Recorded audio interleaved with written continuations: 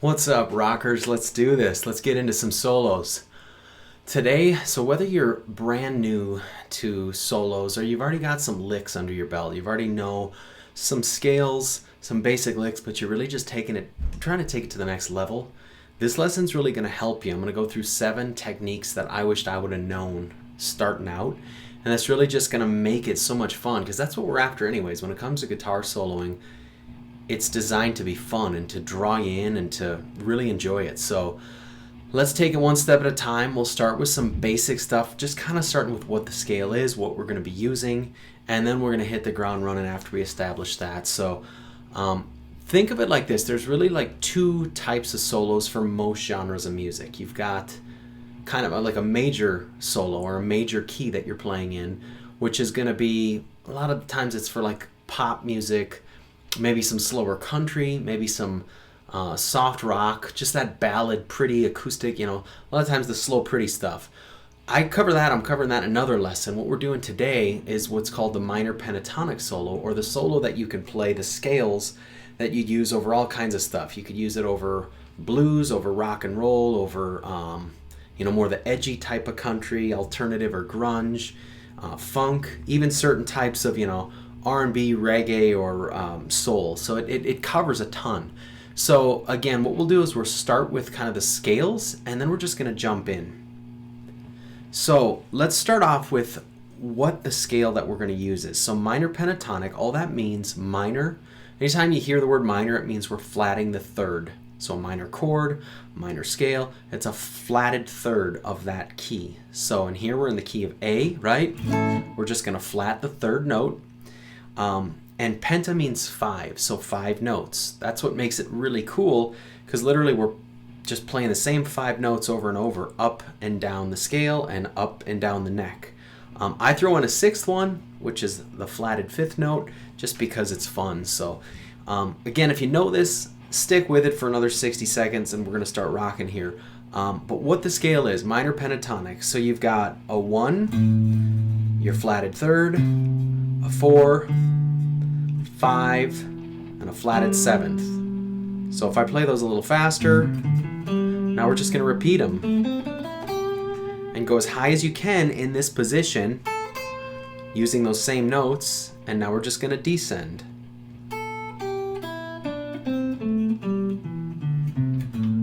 And you'll see it at the bottom of the screen, so if you need to do it nice and slow, don't be afraid to pause it, rewind it a few times. I had mentioned I'm going to throw in that extra note, which is this flatted 5th, because it sounds cool in so many types of music, blues or funk, or so all it really sounds like is, instead of, it's this one. And do it the same way as you continue to ascend. There it is.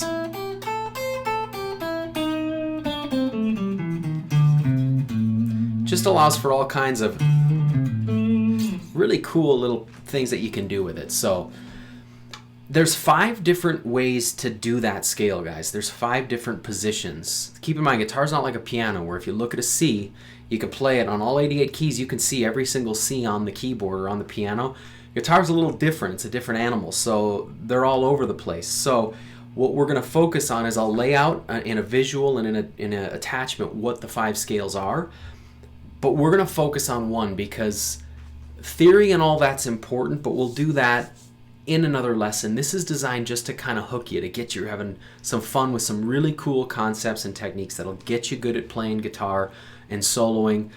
It's never too early to start. If you know a couple scales, or you can kind of, make your way through what I just did, you're ready to jump. You're ready to go at it. So, and for those who are a little more established and just looking to take it to that next level, it'll just give you a really good jumping board to do so. So let's just start. I'm going to give a backing track of slow blues.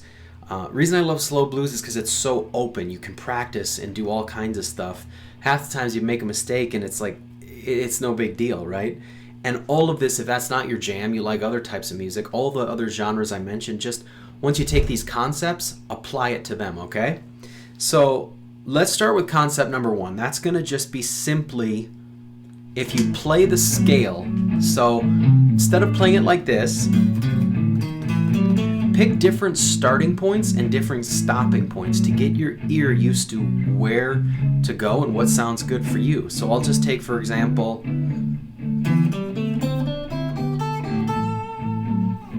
again, all I'm doing there is just picking a different spot to start. Same way on the down, if you're descending, instead of starting at the top, start somewhere else. Well, let's wait for the turnaround here. Start like,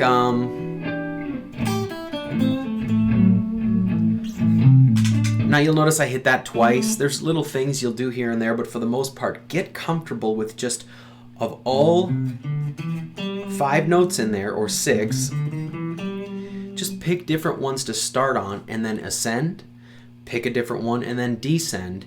And what's cool is as you get comfortable with that, then you can kind of intermittently go back and forth and just start creating some licks. So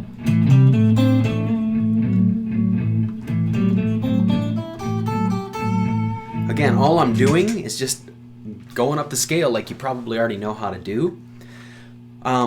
Something else that you'll notice, especially as you're learning how to solo and create licks, a lot of the times you're going to end on the root note. So in this scale, there's 3 different A's. So it just adds that closure, right? So when you play a lick,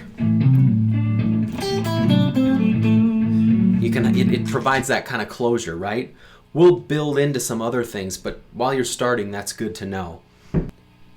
So now, in addition to that, just to kind of keep building on that, let's go to technique number 2. Also a pretty common but easy one, but makes a huge difference, is hammer-ons, pull-offs, and trills. I say easy because as you get them, it'll come pretty quick. All a hammer-on is rather than picking your way up and fretting every single note with your also strumming it, you're going to hit the bottom note and hammer on to the next note. So the way you'd play the scale, all I'm doing is hammering on. And then if I do a pull off, it's the exact opposite. I'm going down, so I'm always pulling off to a note lower. So instead of picking it out like this, it's, again, I'm just hitting it once, pulling it off. Or, and what's cool about that is if you can learn how to do those, just hammer-ons and pull-offs, something as simple as descending down the scale you can turn into a lick, instead of, you can,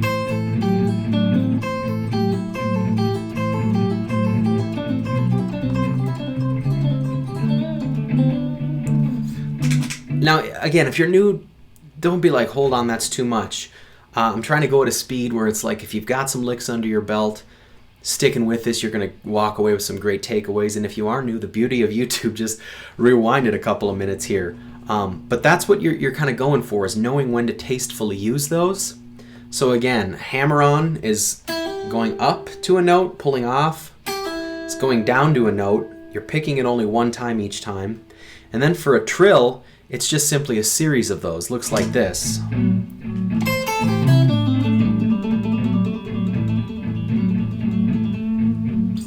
So you're really just picking it once and then pulling off and hammering it on over and over again. So cool concepts. All right, let's keep going. So technique number 3, this one's fun because it's going to work on your dexterity, and you'll be able to intermittently throw these into licks or even into solos on this one. So I call this one, it's kind of like up 4, down 3. So all I'm doing is walking up the scale, 4 notes. Now I'm going to go down 3, but I wouldn't actually play it as I descend. I would just use that down 3rd note as my starting point. Okay, so it would look like this.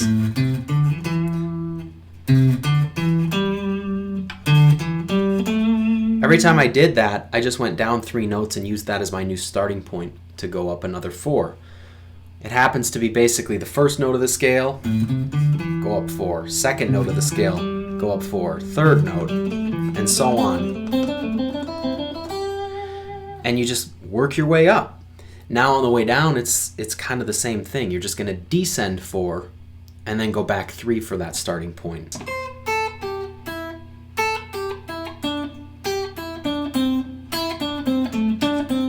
And you can just keep on going, but the point is kind of have some fun and build it up to speed, so when you're playing, you can just play some, you throw that in here and there and you'll be able to create some pretty cool licks, especially with a little overdrive. And when you build it up to speed, and as we get to a point where we can connect this scale onto the next, which we'll do in another lesson, you could just have fun ripping down the neck on that lick and then go into some of these other techniques we're going to go through. Another thing you can do is you don't always have to go up 4 and down 3. There's any different combination of possibilities that you can do with that. So you can go up, say 2, and then back 1.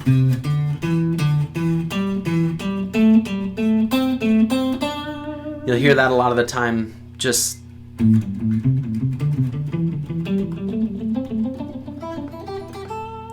it's just a cool thing to do. So pick whatever amount you want to go up and then start back and do it again. And then when you go down, you're kind of doing the exact same thing in reverse.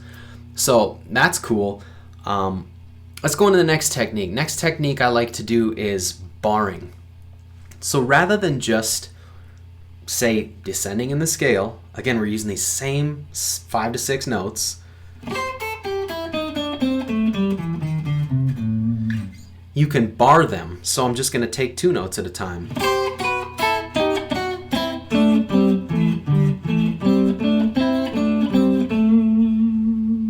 Again, ending on that root like we did before. This one, you're going to use it probably a little more sparingly, but when you do it, it sounds awesome. So, keep in mind, instead of just descending a note,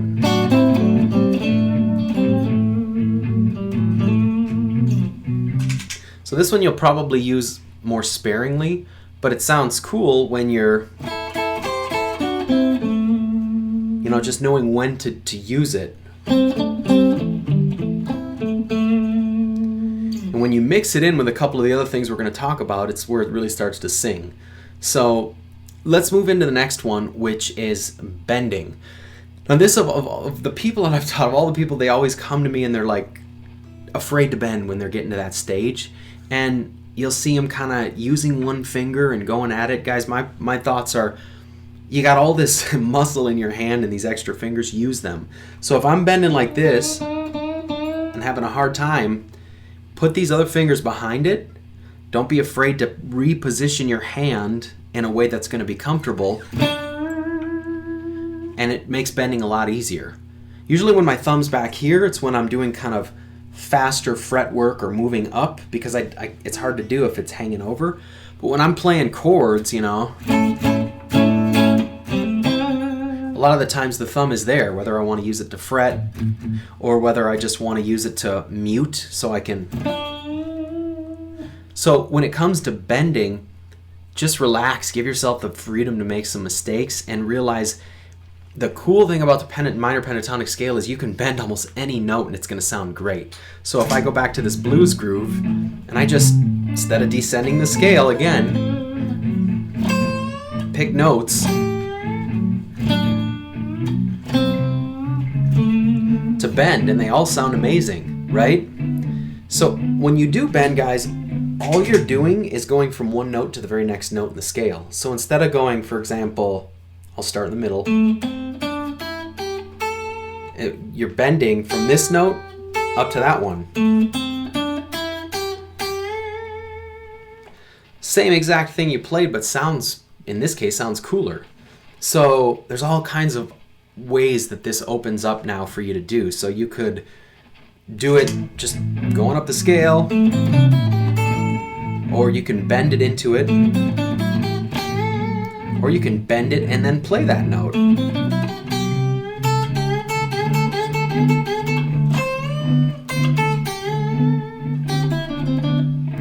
There's a million things we can do with that. Let's just bend and also bar. So the last 2 techniques we've done, almost like a Johnny B. Good thing, where you're kind of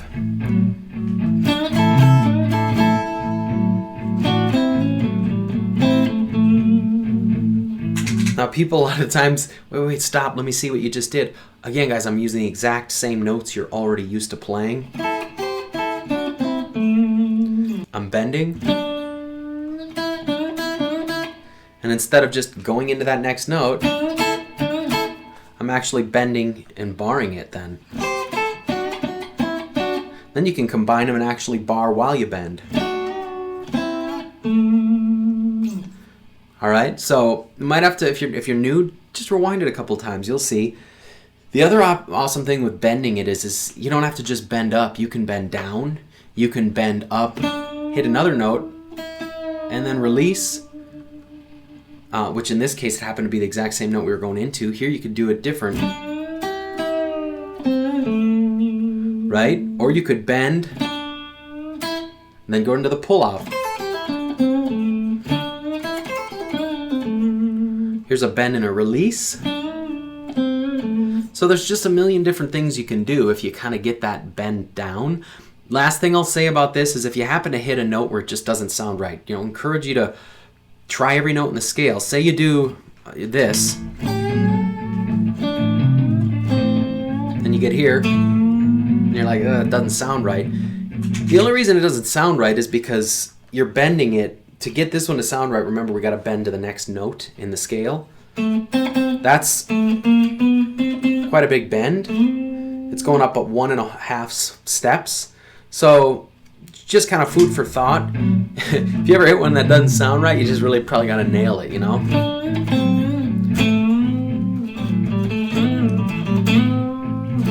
And it'll work for you. You just gotta not be afraid to try and explore. All right, one of the last things, next thing we'll do is slides. Slides are awesome because, again, if you can play the scale, you can start and stop at whatever point you want because you're comfortable with it. Now we can do things like slide into some of those notes. So rather than play, why not, instead of starting on a note, slide into that note? Sounds cool, right? You can also slide out of a note.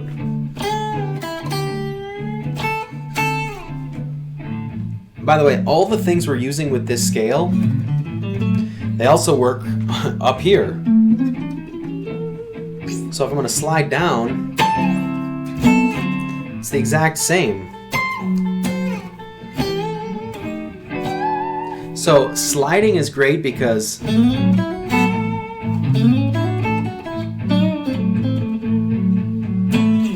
there's a million different ways that you can use it. So my challenge would be to just take all these, practice them, make some mistakes. If you love blues, find a blues backing track on YouTube. Just Google blues backing track in whatever key you want. If blues isn't your thing, then find out what genre is. You can find it. I'm sure there's one out there. Use a looper pedal if you got one of those, even better, because then you can kind of play along with your own jam. Or just go old school. That's what I did as a kid. Just throw a CD in or something on your iPod. Just go to town there and just play along. As long as you know the key, this scale will work. As you continue with that, then you can just keep building up into the other positions, which you'll see in the link, and that will go over kind of more in depth in another lesson. I like to really nail one, just because that'll keep you coming back to the guitar every time you walk by it and pick it up. And practice the scales, but at first, really get through these licks in one position. And as you can do it, find your favorite ones and then start to replicate them in other positions, because you'll hear what you're doing. It's probably being done on the albums or the songs that you're listening to already. Last thing I'd say is don't be afraid, guys, to play it in your bedroom while you're playing by yourself. Go nuts, make mistakes, try all this, get exaggerative. You almost have to find out when enough is enough, right? Where should I play things?